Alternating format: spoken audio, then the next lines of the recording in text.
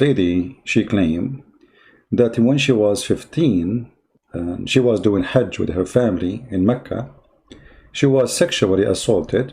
One grabbed her bum, and the other one he grabbed her breast. Now, I'm not going to go into details if this is true or not. It might be true. It might be fabricated story. We don't know.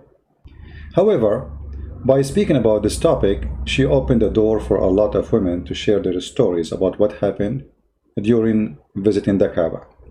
So they make a hashtag in Twitter, the mosque me too. So speaking about women going to the Kaaba and get sexually assaulted during the Hajj. And look like there's a lot of women, they suffer from the same problem when they go to Saudi Arabia to practice the Hajj. But here the question is, I mean, why a woman, she want to go to such a place? Don't you know that in such a place you can get sexually assaulted? I mean, look at this. This is a place have tens of thousands and small tiny square, you know, especially during the Hajj. 5,000 people get killed by stepping in the top of them in one of the years in the Hajj, not long time ago. So why you want to go there? Why somebody want to take his daughter, she is 15 years old, to such a place? I mean, I don't understand the logic. So today I'm not going to really read and discuss the articles and those posts in Twitter about women speaking about what happened to them in the Kaaba, but we will discuss something more important. The tradition of the Kaaba is the tradition of sexual assault. Look at this. Look at this madness. So the problem is not that there is a perverted man, he touched you. The problem is that we have a religion, which is garbage religion, making things worse. This is the best place to spread corona. This is the best place to spread sexual assault. You know, someone might say, well, there's some Christian priest, they do the same. They do like, they are child molester, or even some, maybe they do bad things with women. This is true. But the church, it's not that crowded, will give a chance to a man to molest a woman. And if a woman, she got something happened to her, she can report this guy and expose him, and everybody will spit in his face. But in such a place, how you can report anyone? I mean, this God who come with this idea that we have to do Hajj, don't he knew that time will come and we will become billions? But going back in history, we should know that the Hajj always was a sexual practice.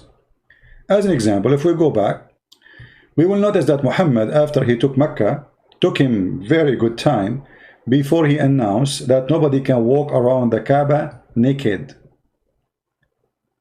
And what kind of religion was a practice around the Kaaba where people go totally naked?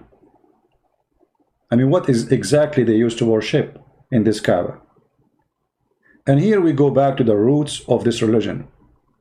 This is a very sexual religion, where women, they used to go around the Kaaba totally naked, wearing nothing. And women who have their own request from Allah, the biggest God of the other gods, Allah and Akbar, if she have request, like let us say a woman, she want to have babies, but she have a problem, she cannot have babies. So when they have their period, they go around the Kaaba, and then they stand in the front of the black stone, and they touch their private part, and then they take the blood from their private part and they place it inside the black stone.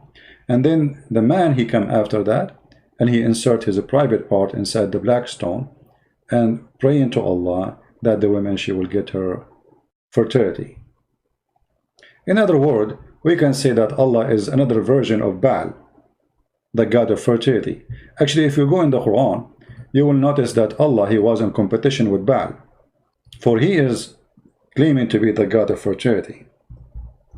And Allah, he claimed that he's a creator, and Baal is a creator, but Allah is the best of the creators.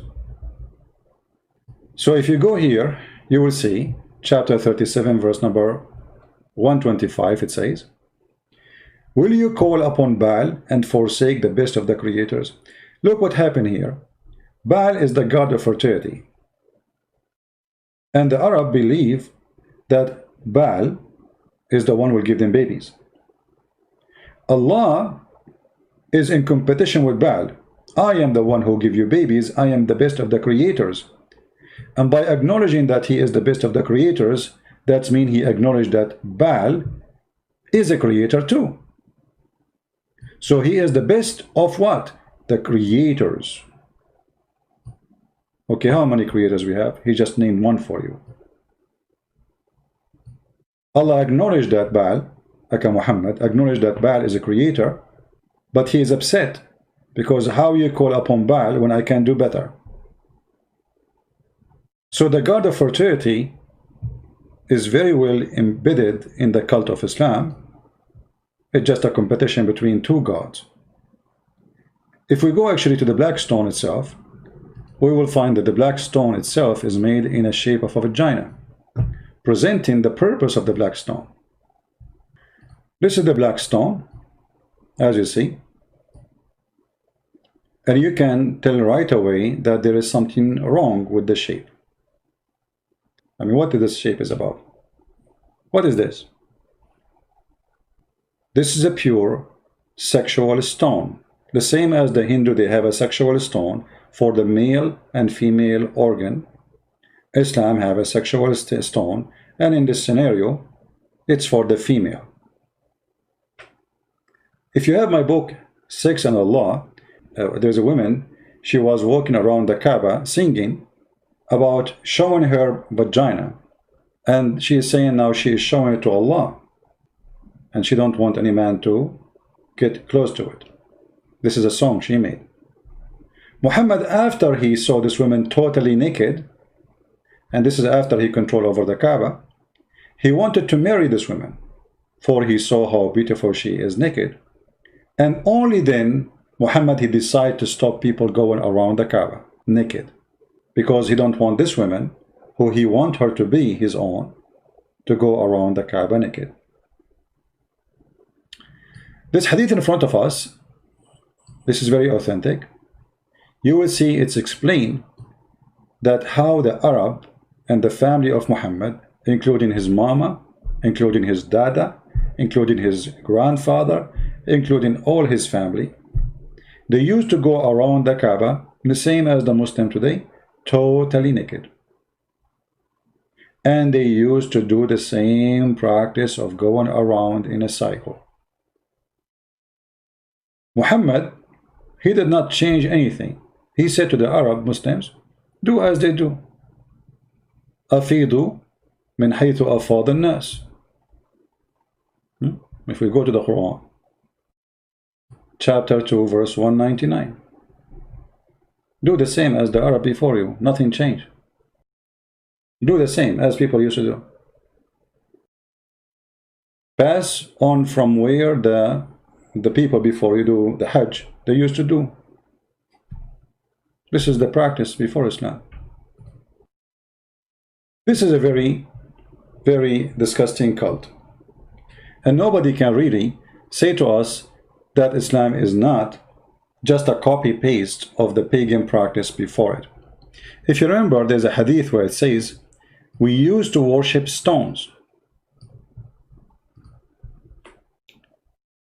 We used to worship stones, and when we found a better stone than the first one, we would throw the first one and take the later. But if we could not get a stone, then we could collect some earth dirt and then bring a sheep and milk that sheep milk over it and perform tawaf going around it. The same. This is the same garbage. You see, they say to you, this is Abrahamic. I mean, what is it? What Abrahamic?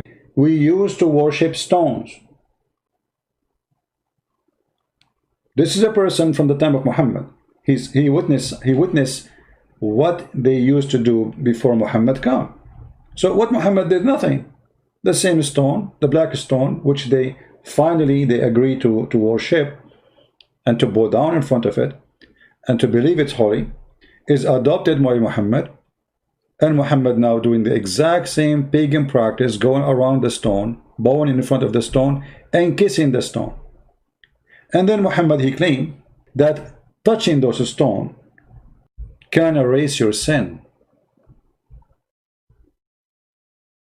It was narrated that a man said, "Oh Abu Abdurrahman, why do I only see you touching those two corners?" He said, "I heard the Messenger of Allah saying, touching them erase sin."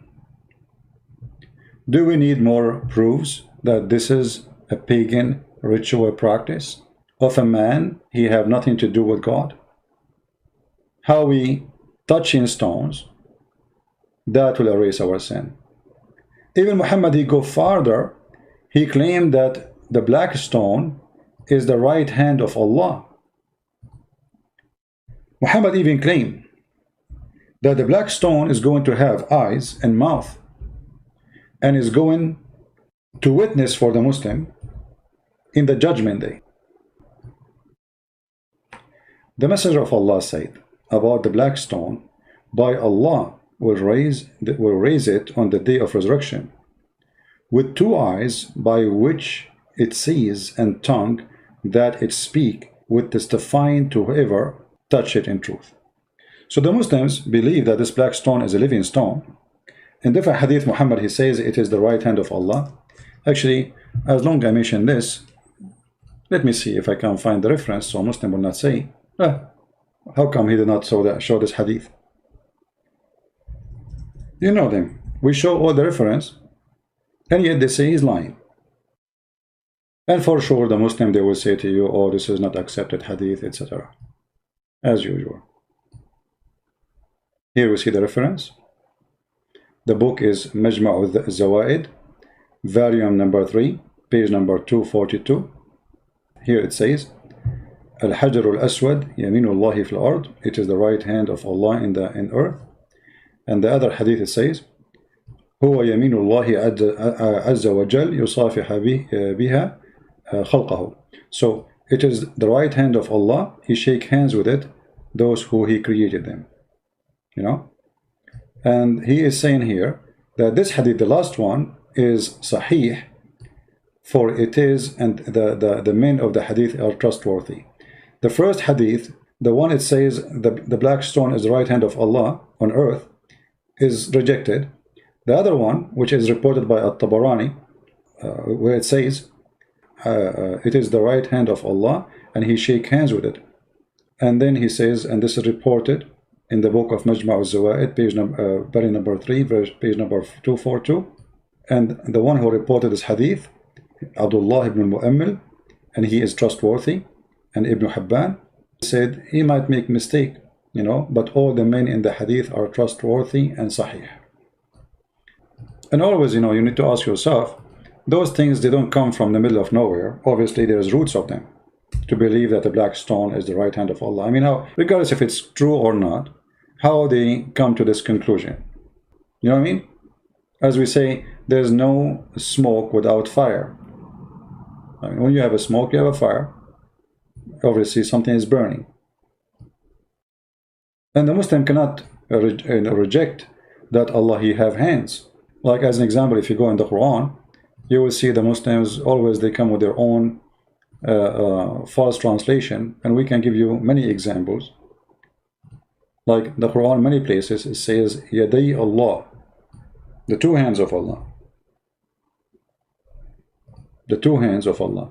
In the translation, they don't put the word two hands of Allah, they put authority, they put, I mean, they put everything except the word which is speaking about the two hands of Allah.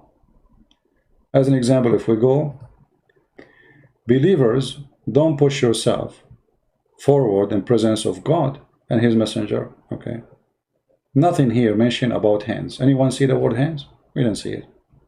No hands, nothing.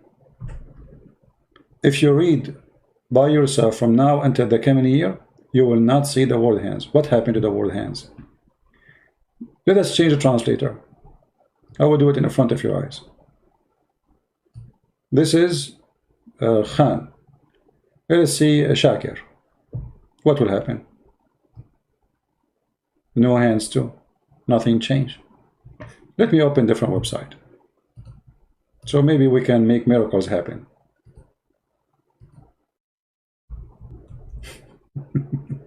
You see how hard our mission is? We are not debating about a cult. We are fighting deceptions all the way to the bones. This cult, based on deception, everything run in it is nothing but pure deception. Nothing. Period. This is Quran.com. All right? Let us try our luck. Maybe our luck will be different. Now. Let us see. All right. There's no hands until now. Let us go to setting. And now we choose translation. Let us add some translation. I will add them all. All the one they have in the website for the same verse. Read with me carefully. Dr. Ghali, Dr. Muhammad Ghali, do you, O who believed, be not forward before, literally, between the two hands of Allah? How come every single translation, the word hands of Allah is gone? Do we have to struggle, go translation after translation after translation, searching everywhere?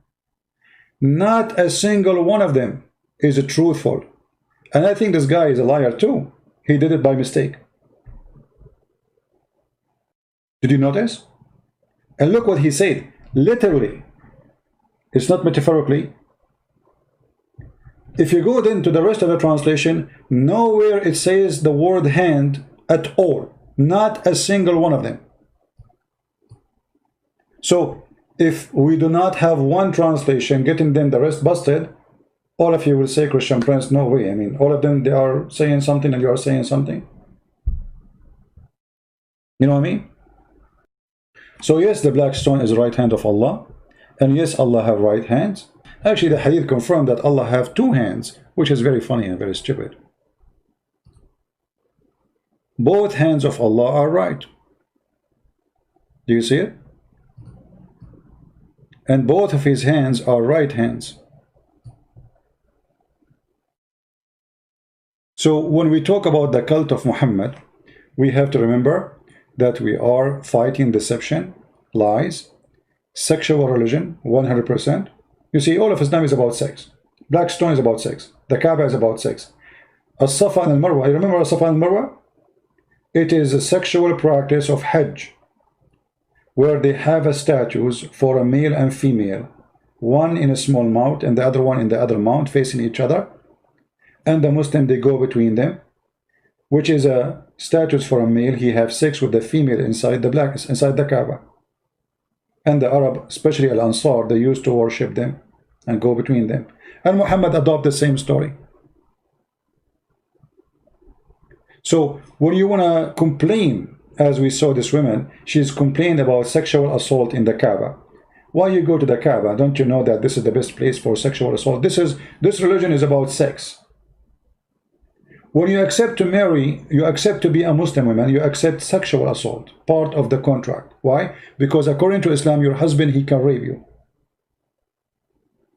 Islam allowed the man to beat you. By saying I'm a Muslim, you accepted the terms and the conditions. If you are a Muslim with no choice, you are born in a family, they are Muslims, and you get a chance, like you are in America, you are in England, you are in a free country, and you don't leave, that means you accepted the terms and the condition. You don't have the right to complain. Read it, leave it.